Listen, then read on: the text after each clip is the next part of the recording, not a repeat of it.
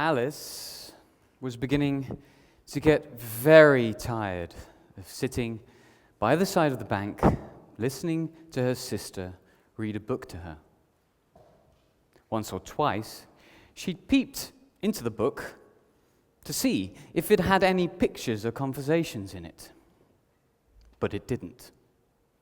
And what good is a book, thought Alice, without pictures and conversations? Suddenly, a white rabbit jumped right close by her. Immediately, Alice jumped up, for she'd never seen a rabbit before, let alone one wearing a waistcoat, the watch in his hand, saying, oh dear, I shall be late." She rushed across the field and was just in time to see the rabbit pop down a rabbit hole under the hedge.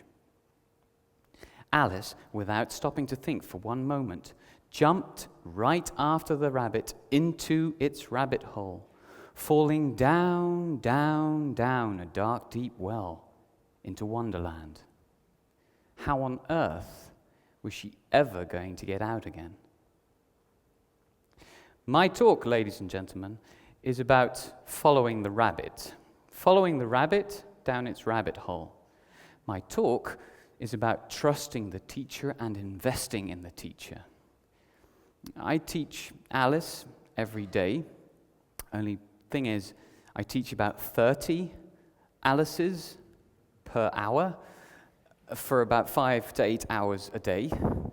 And this Alice does not live in pastoral and perfect England wearing a white dress, blonde hair. No, these ones are cycling from all across the region and their city where I teach to enter a stuffy Dutch classroom. The question is, how do I keep her locked in to what I am telling? How do I keep her listening to my story? How do I prevent my Alices from jumping into their wonderlands and leaving me forever? The answer is, I think, that I do not.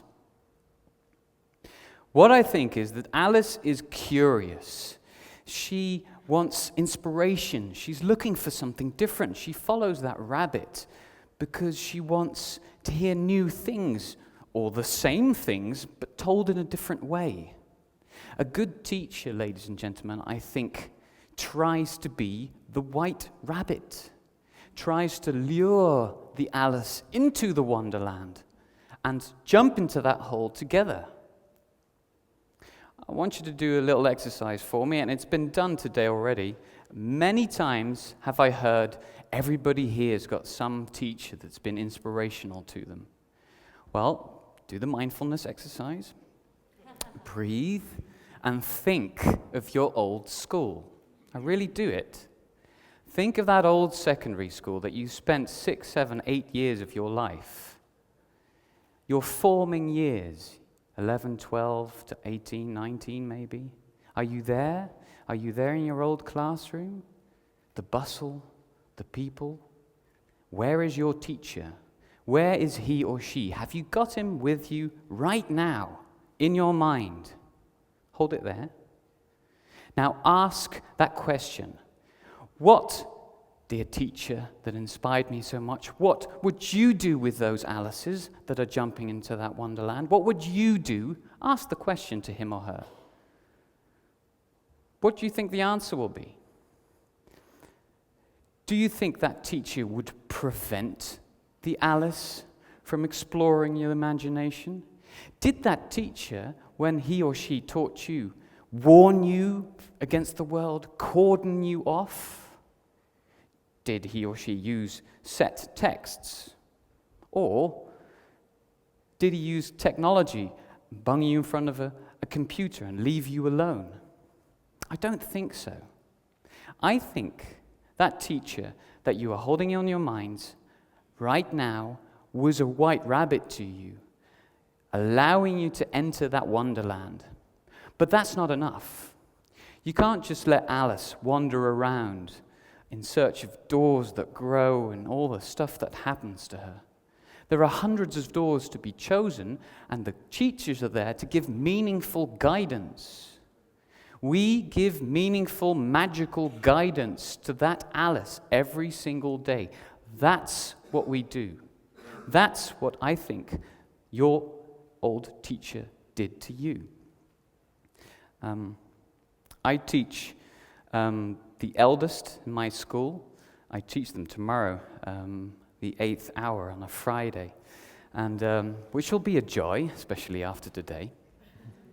And when they're in their final year, sometimes they've been in there for 6, 7, 8 years at my school, I always ask them, so how would you remember your school?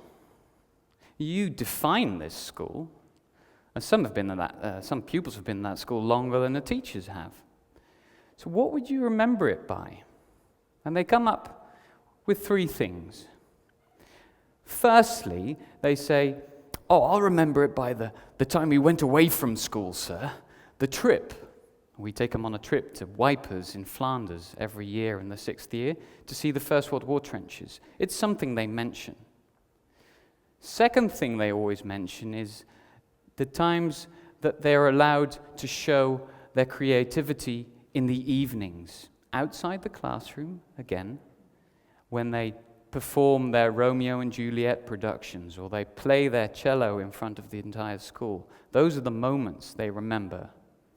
And the third, and I must be honest here, I had this one student write it down for me, because we all publish these experiences in a book, a yearbook, and we present it to them at the end of their careers. And he wrote down, well, the most fondest moment I'll ever have, sir, is that of me standing next to the coffee machine. This is an ode to my coffee machine at school. So, trips, field trips to Ypres, or wherever really, cultural evenings and coffee machines. These 3 examples show me that students pick moments of excellent education that are outside the classroom, that are in their wonderlands, to stick with the metaphor.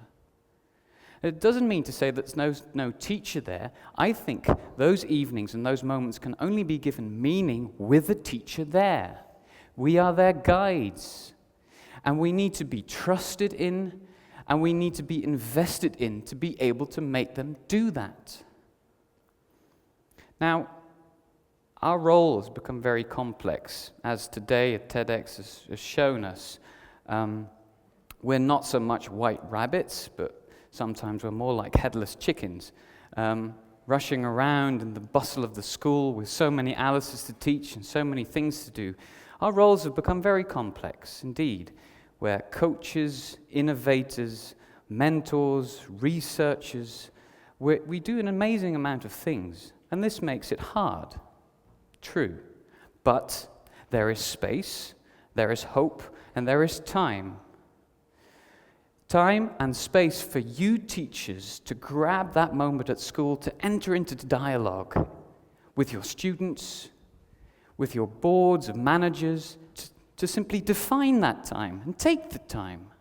There is also time that the government is investing upon us, teachers. Lots of teachers are doing masters at this moment, 5,000 at the moment, and that's a lot. Nearly 100 of us are doing PhDs beside their work. There's a teacher register that's been made for us. And why are we doing all these things? Because we want to focus on what we want to be excellent at, and that is teaching. Leave the professional teaching to us teachers, and we will do well. Trust us. Invest in us. This leads me to one of the most important things that I want to say. I've been waiting quite a while to say it. Finally, I'm there. Investing in education is not the same thing as investing in teachers. But invest in teachers, and excellent education will follow. I guarantee you that. I've given you examples of myself from my classroom, everyday teaching. You have your own example of that teacher in your mind that was special to you, that inspired you. And there's the examples that pupils have given through what I've said, but also what I suppose you could call him the Alice of the 21st century, Jafar. It's not exactly a wonderland that he was coming on, but the magical carpet. Did he mention teachers, perhaps? Those examples should hopefully lead you all to conclude that teachers are pivotal to the future of excellent education. You'll all go home with all your homework, happy homework, and you'll come in your home situations, and maybe you'll say, well, that last teacher said something about wanting to be a rabbit, but it was fun. But perhaps you could do something more. If this is not an average classroom, this is not an average situation here. This is TEDx education. We are not the average group of people. We can make and break education tomorrow. So what are you going to do about it? How are you teachers going to grab that time to change the way you teach? How are you going to invest in the Alices of the future? How are we going to invest in the pupils of the future that will define our world for us? Thank you.